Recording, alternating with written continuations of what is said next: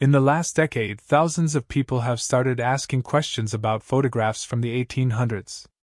Not professional historians initially, but hobbyists, architectural enthusiasts, and individuals scrolling through digitized archives that libraries have made publicly available. What caught their attention wasn't a single photograph or a single building. It was a pattern that kept repeating across continents. The photographs show cities that appear remarkably similar despite being thousands of miles apart. San Francisco, Chicago, Melbourne, and dozens of smaller cities across North America, Europe, and Asia display nearly identical architectural styles during the same narrow window of time. Massive stone buildings with ornate facades, wide boulevards, elaborate parks, and infrastructure that seems disproportionate to the populations reported in census records from those same years. This wouldn't necessarily raise questions except for one detail that appears consistently in the documentation: the timelines. Cities that had been small settlements or frontier towns just years earlier suddenly possessed fully developed urban centers with hundreds of elaborate buildings. The official explanations attribute this to rapid industrialization and the ambition of the era, which is reasonable on its surface. But when you examine dozens of cities simultaneously, the timeline compression becomes notable. Take the 1893 World's Columbian Exposition in Chicago. The official record states that approximately 200 buildings covering more than 600 acres were constructed in roughly 2 years. The photographs show structures of immense scale and architectural complexity. Contemporary accounts describe the event as transformative, a marvel of engineering and coordination. Yet within months of the exposition's closing, almost all of these buildings were demolished. The reasons given vary: fire, structural unsoundness, temporary materials. The photographs, however, show what appear to be permanent structures made of stone and plaster. This pattern of rapid construction followed by rapid demolition appears across multiple World's Fairs during this period. Paris in 1889, St. Louis in 1904, San Francisco in 1915. Each event produced elaborate temporary cities that were subsequently erased from the landscape. The recurring nature of this cycle has prompted observers to examine the photographic record more closely.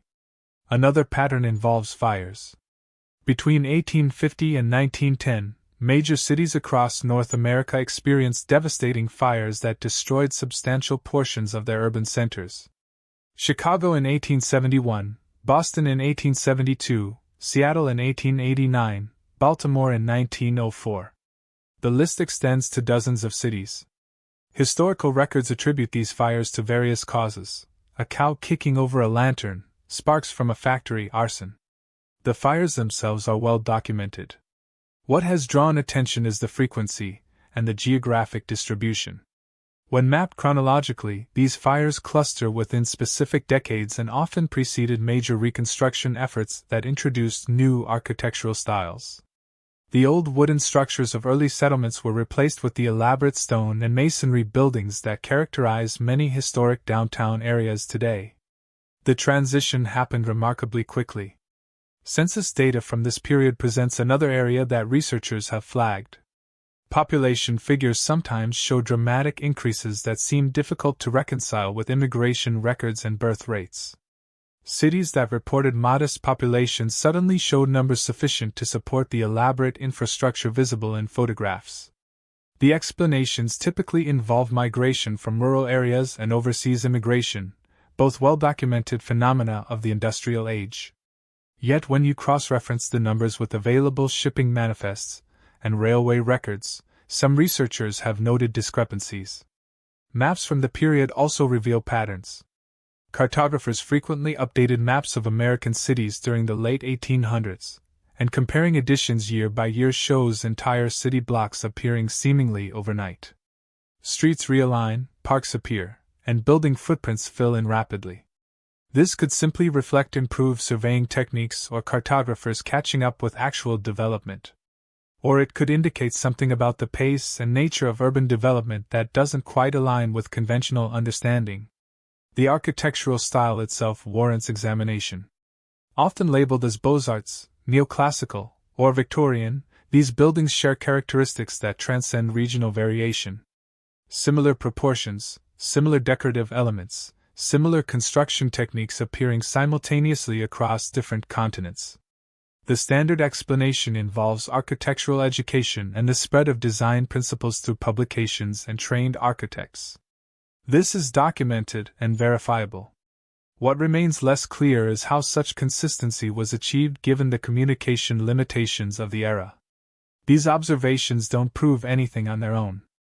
They simply establish that there are patterns in the historical record that have prompted questions.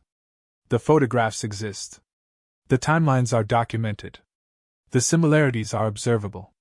Whether these patterns indicate something beyond conventional historical understanding requires looking more closely at the physical evidence itself. The buildings themselves provide the most tangible evidence available for examination. Many structures from the late 1800s still stand in cities worldwide, allowing for direct observation and measurement. These buildings demonstrate construction techniques and material use that raise specific questions when compared against the documented timelines of their creation. Start with the foundations.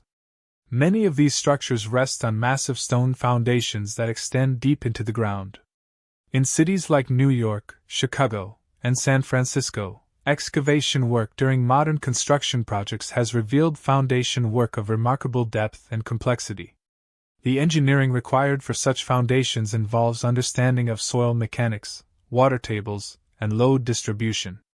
Historical records indicate this knowledge existed during the period, yet applying it at the scale observed across multiple cities simultaneously would have required coordination and resources that seem disproportionate to the populations and economic conditions documented for those areas at that time. The stone itself tells a story. Granite, limestone, and marble were used extensively. These materials had to be quarried, transported, cut, and fitted with precision. The volume of stone visible in photographs of cities like Chicago immediately following reported construction dates suggests quarrying operations of immense scale. Records of such quarries exist, but when researchers have attempted to calculate the tonnage required and compare it against documented quarry output, questions emerge about whether the numbers align. Consider the ornamental elements. Carved stone facades, decorative cornices, sculptural details. These features appear on hundreds of buildings within single cities. Each carved element requires skilled labor and time. A single ornate building facade might contain thousands of individual carved pieces. Multiply this across an entire downtown district, and the labor hours become substantial. The historical record acknowledges the presence of skilled immigrant labor, particularly stonemasons from Europe. But calculating the number of craftsmen required to produce the observed volume of ornamental work within the documented timelines has led some researchers to question whether the conventional chronology is complete.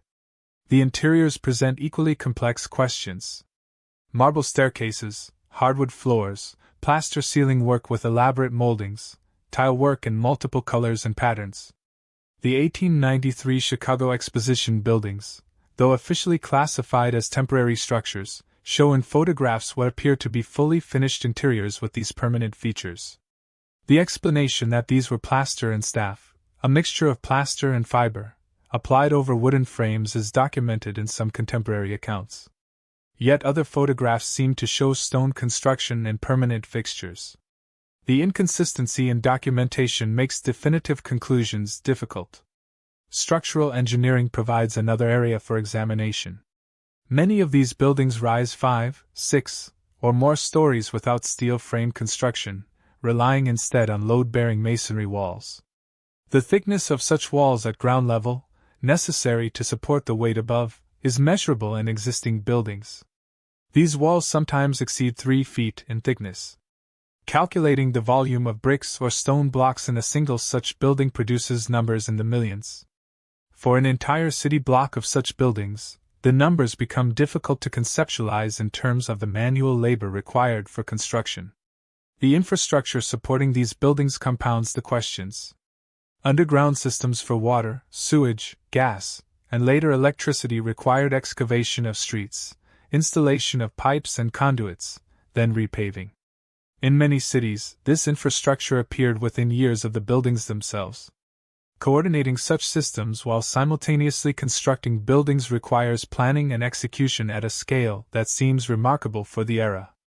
photographic evidence from construction sites during this period is surprisingly limited.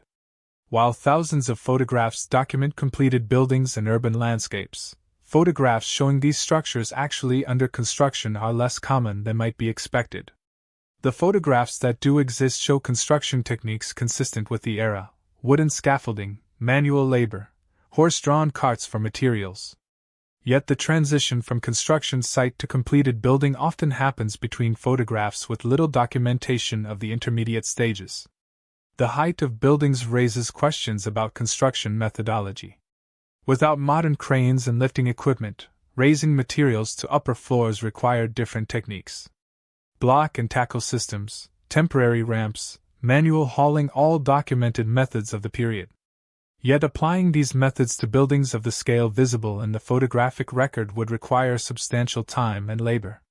When researchers calculate the likely construction pace based on documented techniques and compare it to the timelines given in historical records, gaps sometimes appear. Material sourcing deserves closer examination. The variety of materials in a single elaborate building, granite from one region, marble from another, hardwoods from a third, metals from a fourth, implies supply chains and transportation networks. Railroad records document extensive freight traffic during this period, but detailed manifests of building materials are less complete. Where documentation exists, it sometimes shows material quantities that seem insufficient for the construction visible in contemporary photographs. The consistency of construction quality across multiple buildings in a single city is noteworthy. Buildings erected within the same time frame show similar levels of craftsmanship and finish. This suggests either very uniform training among workers or centralized oversight of construction standards. Both are possible, but documentation of such standardization is limited. Building codes existed in some cities by this period, but their enforcement and the uniformity they could impose remain questions for researchers. Demolition records provide an interesting counterpoint. When these buildings are demolished in modern times, the process requires heavy equipment and considerable time. The structures prove difficult to dismantle despite being over a century old. This durability conflicts somewhat with the descriptions of many exposition buildings as temporary structures that could be quickly removed. The foundations in particular often remain, proving too difficult to extract economically. This permanence seems at odds with the temporary designation. The physical evidence, taken as a whole, doesn't disprove the conventional historical narrative. It does, however, raise questions about the efficiency and speed of construction during this period. The buildings exist, they were constructed, and they demonstrate the capabilities of 19th century engineering and craftsmanship. What remains less certain is whether our understanding of the timeline, methods, and resources involved is as complete as it could be. The written record of this period is extensive but uneven. Newspapers, government documents, corporate records, personal letters, and published accounts provide thousands of pages of contemporary documentation. Yet when examined closely, this record contains gaps and inconsistencies that complicate efforts to construct a complete picture. Newspaper archives from the late 1800s are now widely available through digitization projects. These papers covered the World's Fairs extensively, describing the buildings, the exhibits, and the crowds. Reporters provided detailed accounts of opening ceremonies, architectural features, and cultural events. What appears less frequently are detailed technical descriptions of construction methods or timelines. Articles announce the beginning of construction and later describe the completed results, but the intermediate process receives less coverage than might be expected for undertakings of such magnitude. When newspapers did cover construction, the descriptions sometimes raise questions. A Chicago newspaper in 1891 described the exposition construction as proceeding at an unprecedented pace, with thousands of workers laboring day and night. The language emphasizes speed and scale but provides little specific information about techniques or challenges. Other articles from the same period mention weather delays, labor disputes, and material shortages, details that seem at odds with the overall narrative of smooth, rapid progress. Government records provide another layer of documentation. City planning documents, building permits, contracts, and financial records should theoretically create a comprehensive paper trail. In practice, these records are incomplete for many cities during this period. Fires destroyed municipal buildings and their archives in several cases. In other instances, records were simply not preserved or have been lost over time. Where records do exist, they sometimes show expenditures that seem insufficient for the scale of construction visible in photographs. The 1893 Chicago Exposition's financial records survive in reasonable completeness. The total cost is documented at approximately $28 million, a substantial sum for the era. Researchers have attempted to break down this cost into components: labor, materials, planning, operations. When calculated per building or per square foot of construction, the costs appear remarkably low by modern standards, even accounting for inflation and changes in labor costs. Whether this reflects actual efficiency or incomplete accounting remains debatable.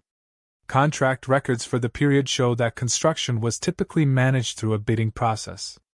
Companies submitted proposals, contracts were awarded, and work proceeded under supervision. This system is well documented. What's less clear is how quality control was maintained and how disputes were resolved when they arose. Some contemporary accounts mention conflicts between architects and builders, delays due to design changes, and arguments over specifications. These details suggest construction wasn't as smooth as summary histories sometimes imply. Personal correspondence from people involved in these projects provides valuable detail.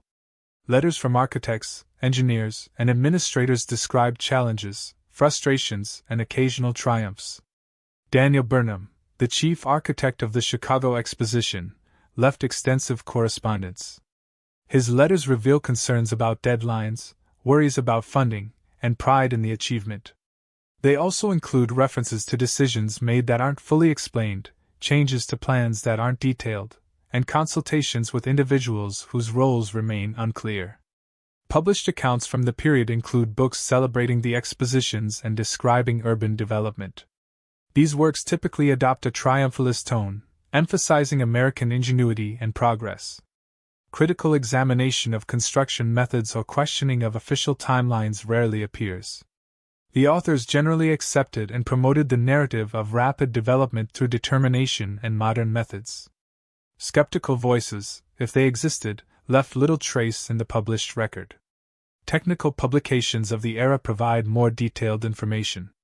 Engineering journals discuss construction techniques, materials science, and structural innovations. These publications document real advancements in concrete use, steel production, and construction machinery. They also reveal debates within the engineering community about best practices and safety standards. Yet even these technical sources sometimes lack the specific detail necessary to fully reconstruct how particular buildings were erected. Census records present their own puzzles. The 1890 United States Census was partially destroyed by fire in 1921, creating a significant gap in population data for that crucial decade. The surviving records in the subsequent 1900 census show population increases in many cities that align broadly with immigration and urbanization patterns of the era. But the granular detail that would allow verification of workforce availability for construction is often missing. Occupation categories in census data are sometimes too broad to distinguish between skilled stonemasons and general laborers. Maps and atlases from the period underwent frequent revision as cities changed. Insurance companies produced detailed fire maps showing building footprints, construction materials, and use. These Sanborn maps are valuable resources, but they represent snapshots at specific moments. The changes between editions can be dramatic, showing entire blocks transformed. The maps themselves don't explain how or when the changes occurred, only that they did.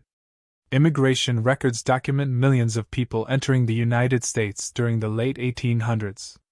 Many possessed skills relevant to construction masonry, carpentry, metalwork. The presence of this labor force is well established. What's less documented is how this labor was organized, how workers were trained to local specifications, and how quality standards were communicated across language barriers. The logistics of managing thousands of workers on multiple simultaneous projects would have required substantial administrative infrastructure, but documentation of such systems is limited. Corporate records from construction companies of the era are sparse. Many companies were small operations that left no archive. Larger firms sometimes kept records, but these often focused on financial rather than technical details. Descriptions of specific projects may note costs and timelines, but rarely explain methodology in detail. This gap makes it difficult to verify the construction techniques that official histories describe.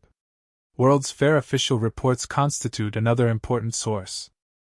These multi-volume works documented every aspect of the expositions, from agricultural exhibits to architectural specifications.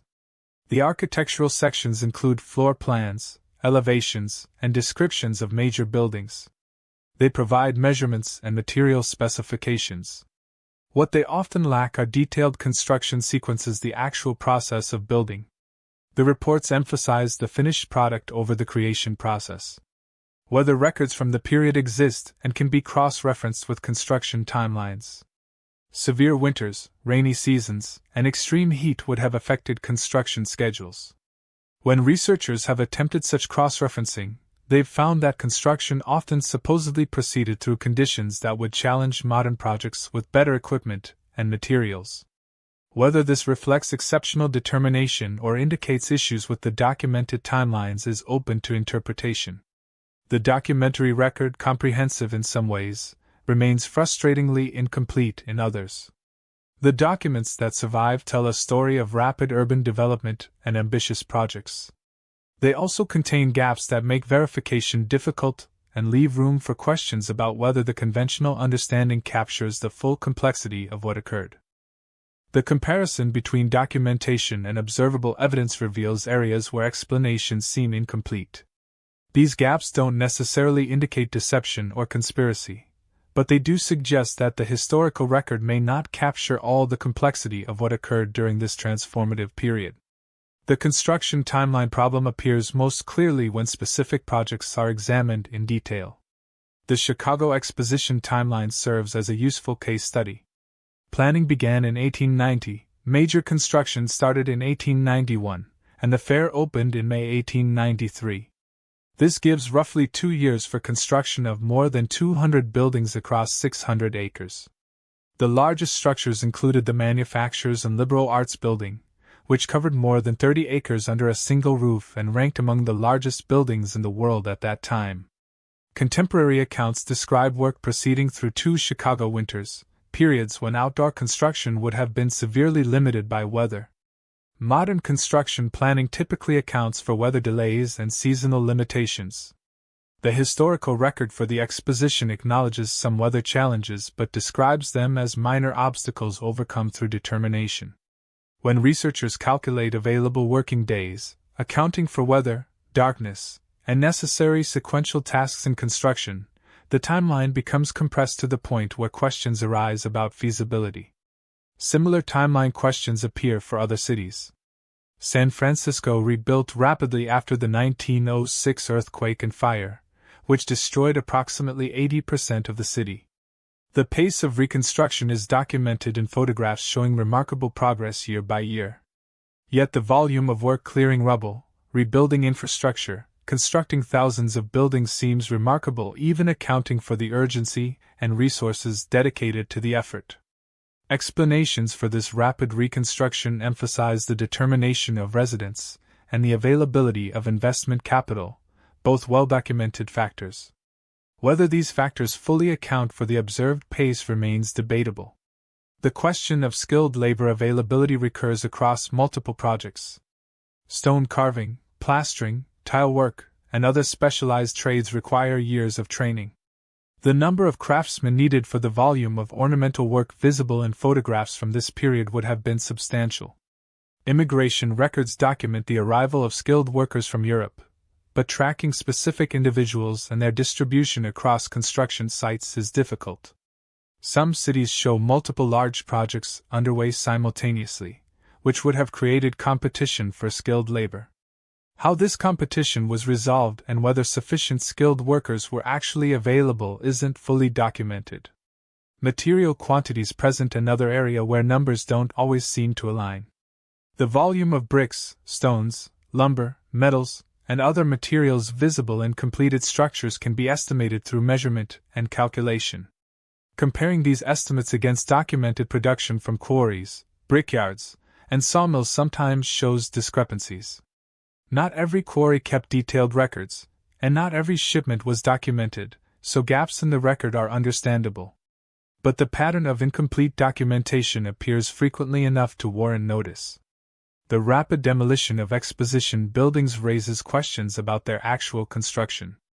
If these buildings were truly temporary structures made primarily of staff and plaster over wooden frames, demolition should have been relatively straightforward.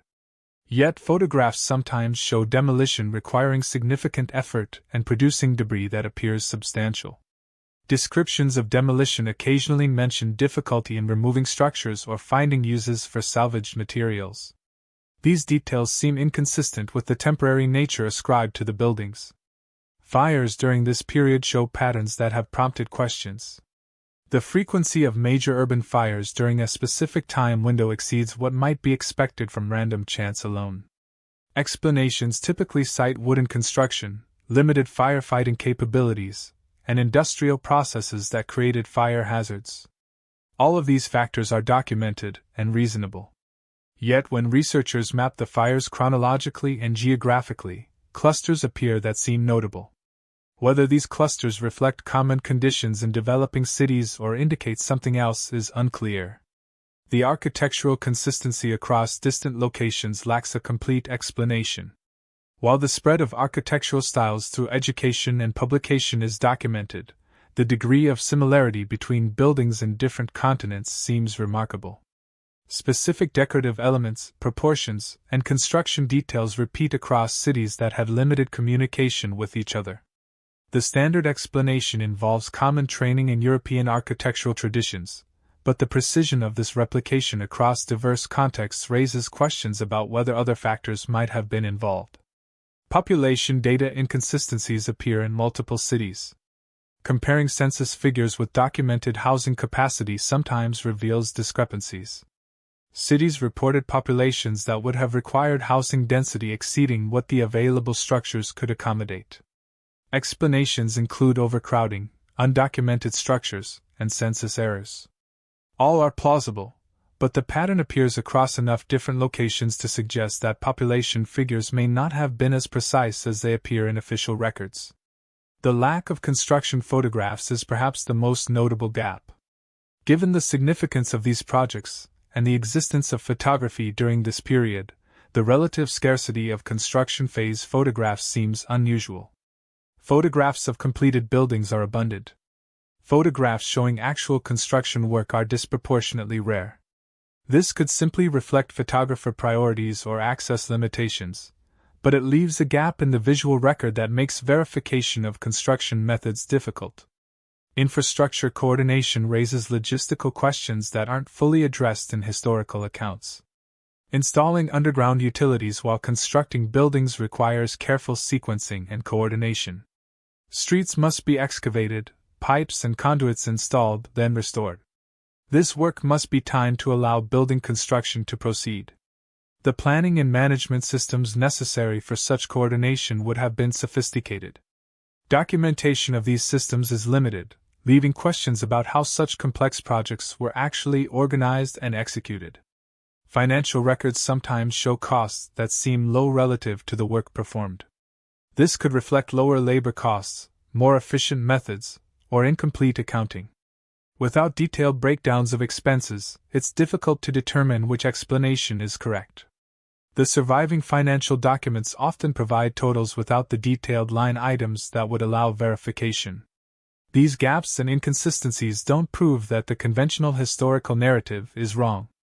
They do indicate that the record is incomplete and that some aspects of this period remain poorly understood. The buildings exist, the cities were transformed, and the events occurred.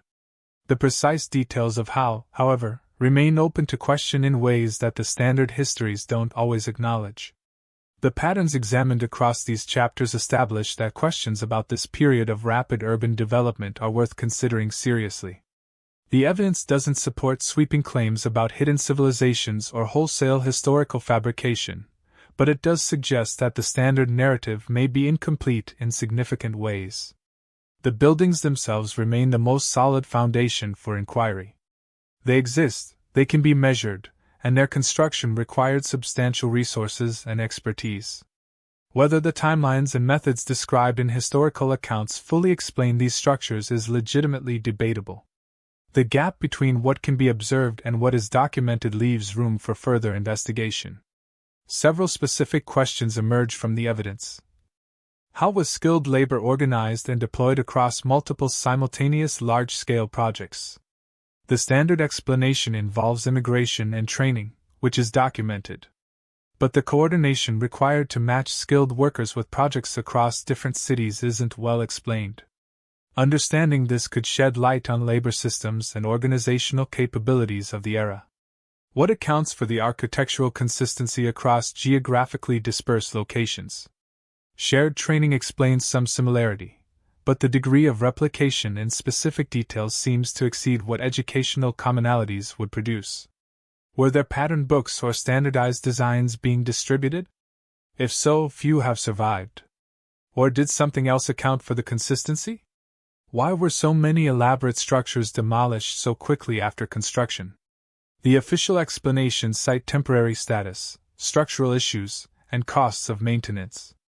But the effort required for demolition and the loss of substantial investments seem difficult to reconcile with rational economic decisions.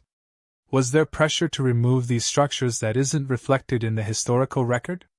What happened to the detailed construction documentation that should exist for projects of this scale?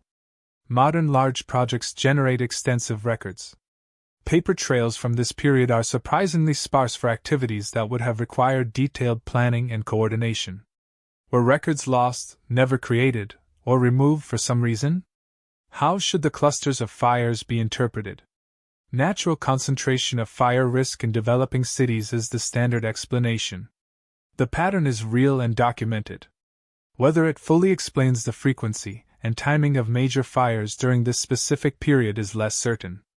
These questions don't have definitive answers based on currently available evidence. They represent areas where further research could potentially yield new insights. The purpose of raising them isn't to assert hidden truths but to acknowledge that the historical record contains enough gaps to justify continued inquiry. Multiple interpretations remain possible. The conventional narrative of rapid development through industrialization and determination has substantial evidence supporting it. The achievements documented from this period demonstrate remarkable capabilities in engineering, organization, and execution. Nothing in the evidence presented necessarily contradicts this interpretation. Alternative perspectives suggest that our understanding of the timeline or methods might be incomplete. Perhaps construction techniques were more advanced than typically credited. Perhaps organizational systems were more sophisticated. Perhaps the labor force was larger or more skilled than records indicate. These possibilities don't require wholesale revision of history, just refinement of details. More speculative interpretations exist, including theories about pre-existing structures being repurposed or about capabilities that aren't reflected in the technological record. These theories typically lack the supporting documentation necessary for historical verification. While they can't be entirely dismissed without complete records, they also can't be confirmed with available evidence. The value of examining this topic lies not in reaching definitive conclusions but in recognizing that historical understanding develops through ongoing examination of evidence. The buildings from this period, the photographs documenting them, and the incomplete written record all warrant continued attention. Each generation of researchers brings new tools and perspectives that can illuminate previously overlooked aspects of the past. For those interested in pursuing these questions further, several approaches could prove productive. Detailed analysis of surviving buildings using modern materials science could reveal more about construction methods. Comprehensive compilation and cross-referencing of scattered documentary sources might fill gaps in the current record. Comparative studies of similar developments in other countries could provide context for evaluating the American experience. The purpose here has been to present observable evidence, document what is known and what isn't, and raise questions that emerge from careful examination. The patterns exist. The gaps in documentation are real. The buildings stand as testimony to significant achievement. What remains uncertain is whether our current understanding fully captures the complexity of what occurred during this transformative period of urban development. That uncertainty isn't a flaw in historical inquiry, it's an invitation to continue looking, questioning, and refining our understanding based on evidence that can be observed and verified.